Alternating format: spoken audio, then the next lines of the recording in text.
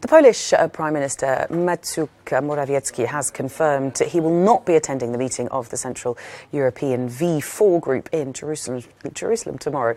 It follows reported comments by Israeli Prime Minister Benjamin Netanyahu about Polish collaboration in World War II during Nazi occupation. The head of the Polish Prime Minister's office said Morawiecki could not attend the V4 meeting under the circumstances. W czasie tych ostatnich dni pojawiło się wiele, czy może kilka fałszywych oskarżeń. In recent days there have been several false accusations against the Polish state and against the Polish nation.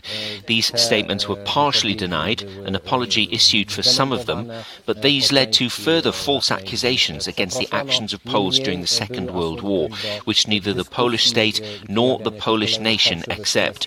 Prime Minister Morawiecki is very sensitive to the false accusations against Poland and Poles, and hence the decision that has been taken. Nie podejmował. Premier Morawiecki jest bardzo wyczulony.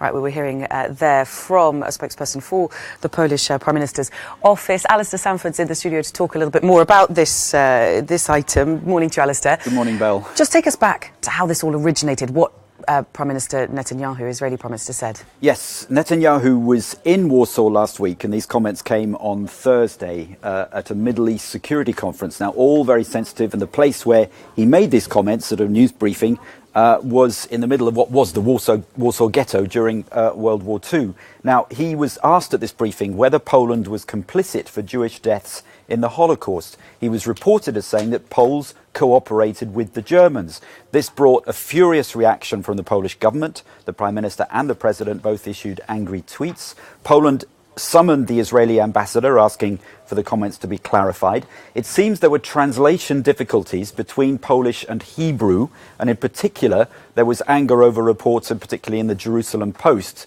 which used the definite article "the," saying that the Poles had been complicit rather than just Poles. Now, the Jerusalem Post said it got it wrong and it issued an immediate correction.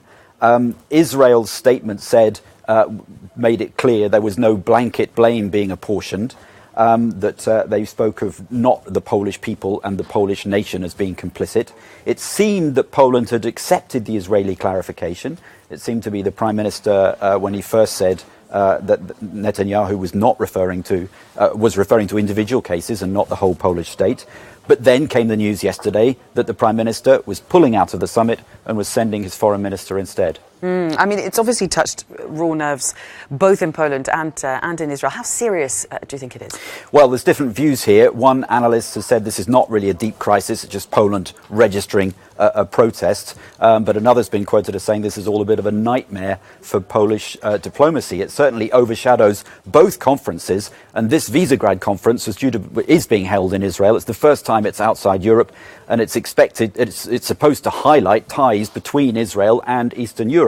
So all this is a bit ironic. In the background, of course, is Poland, the fight by the Polish government to ensure that Poland as a nation is not accused of Nazi crimes during World War II. It's led by the Prime Minister, it's very popular amongst the people, and it brought about this Holocaust distortion law, which can lead to civil proceedings if people say that Poland as a nation or the Polish people were complicit in the Holocaust. At one stage, they wanted to make this a crime, and of course, Poland's long been angry about the phrase Polish death camps. It's all very sensitive. It's brought tensions between Poland and Israel. Lots of anger in Israel as well, with one opposition leader accusing Netanyahu of appeasing the Poles. The historical context, of course, as we know, World War II saw Poland occupied by the Nazis and the Soviets. Some 90% of Polish Jews were among 5 million Polish citizens who were killed. Research has shown that although many Poles risked their lives to save Jews, thousands did participate in the Holocaust. The Polish government is adamant that the Polish nation was not complicit, but some historians accuse the Polish government of trying to whitewash history. All right, thank you very much. Alistair Sanford there.